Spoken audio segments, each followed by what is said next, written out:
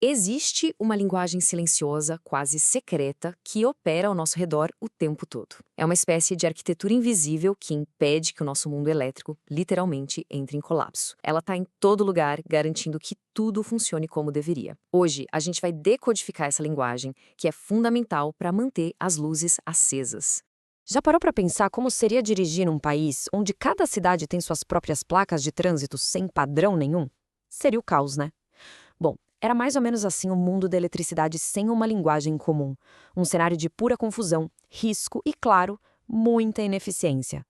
É por isso que a padronização não é só importante, ela é absolutamente crítica. Para a gente entender essa arquitetura, nosso roteiro é o seguinte. Primeiro, vamos voltar no tempo para entender o caos que deu origem a tudo. Depois, vamos decifrar o código ANSI que botou ordem na casa. Aí, a gente entra na mente de um guarda-costas digital, um relé, para ver como ele pensa. Em seguida, vamos separar o joio do trigo, a diferença entre ter funções e ser de fato confiável. E por fim, vamos entender por que tudo isso é mais crucial do que nunca para a rede elétrica do futuro. Então, vamos lá. No começo, o mundo da proteção elétrica era uma verdadeira torre de Babel. Cada fabricante usava um nome, um código, uma lógica diferente para as funções de proteção. Imagina a confusão que isso gerava em projetos, em estudos e principalmente na hora de operar os sistemas.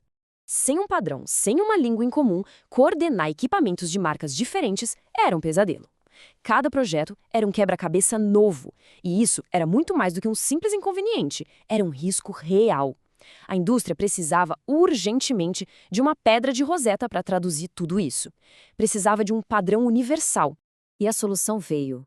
Veio com a norma IEEE C37.2.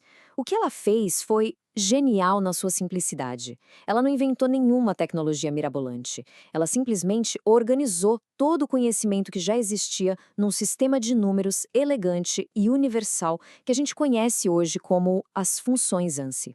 Pensa nas funções ANSI como se fosse a tabela periódica da proteção elétrica. É isso. Cada número corresponde a uma função específica, clara, definida. Quando o engenheiro vê o número 50, ele sabe, opa, proteção instantânea de sobrecorrente. Se vê o 27, é subtensão. E não importa quem fabricou o equipamento, a ambiguidade, a confusão, simplesmente some. Essa padronização colocou ordem no caos de uma forma muito, mas muito inteligente. Não foi só criar uma numeração. Ela diferenciou o que é uma atuação rápida de uma temporizada, permitiu adicionar detalhes com letras, os sufixos. Isso significa que um estudo de proteção super complexo feito no computador pode ser aplicado lá no campo com total confiança, mesmo que tenha equipamentos de várias marcas diferentes trabalhando juntos. Certo, chega de teoria, vamos para a prática. Vamos dar uma olhada em como isso funciona de verdade, dentro de um relé de proteção moderno. Pensa nele como um verdadeiro guarda-costas digital do sistema elétrico. Olha só esse relé aqui, por exemplo. Ele é como se fosse uma equipe de sentinelas super especializadas. Os códigos 50 e 51 são os vigias da corrente, sempre de olho em curtos circuitos. Já os 27 e 59 monitoram a pressão do sistema, que é a tensão. O 81 fica de olho no pulso, no batimento cardíaco, que é a frequência. Cada um tem uma missão, mas no fim, todos eles formam uma barreira de proteção completa. E aqui, olha, tá o pulo do gato. A genialidade não está em cada função isolada, mas em como elas trabalham juntas, em coordenação. O grande objetivo é a seletividade, ou seja, isolar um problema o mais rápido e perto possível de onde ele aconteceu, sem precisar desligar o resto do sistema que está funcionando direitinho. É um trabalho de equipe orquestrado por esses códigos. Só que aqui entra uma armadilha, uma pegadinha bem comum na engenharia. Ver uma lista enorme de funções ANSI na especificação de um relé não garante por si só que ele é um bom protetor. Ter o código ali na lista é só o começo da história, de jeito nenhum ao final. A diferença é gigantesca. De um lado, a gente tem um checklist de funções. Do outro, a gente tem a engenharia robusta por trás de cada uma delas. Um relé de alta qualidade, por exemplo, tem algoritmos estáveis, que não se confundem com ruídos. Tem um hardware que processa os sinais com uma precisão cirúrgica. E uma lógica que garante uma atuação certeira, sempre, quando cada milissegundo conta. No fim das contas, tudo se resume a esta ideia. A qualidade de um relé não está no tanto de função que ele tem, mas na engenharia que faz com que ele funcione de verdade na prática. O valor real não está no número, mas na robustez que garante que a proteção vai atuar nas piores condições possíveis do mundo real. E para a gente fechar, vamos conectar tudo isso com o futuro.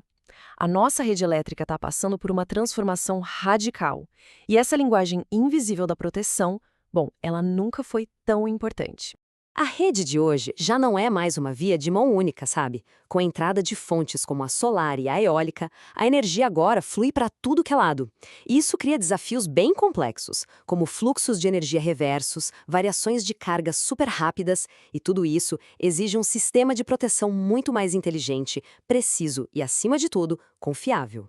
E é aqui que todas as peças se encaixam. A aplicação correta e principalmente de alta qualidade dessas funções ANSI é o que sustenta os três pilares de qualquer sistema elétrico moderno. Primeiro, a capacidade de isolar uma falha de forma cirúrgica para evitar um apagão. Segundo, a inteligência para não desligar o sistema sem necessidade, o que causa prejuízo. E o mais importante, garantir a segurança das pessoas e a integridade de equipamentos que valem uma fortuna.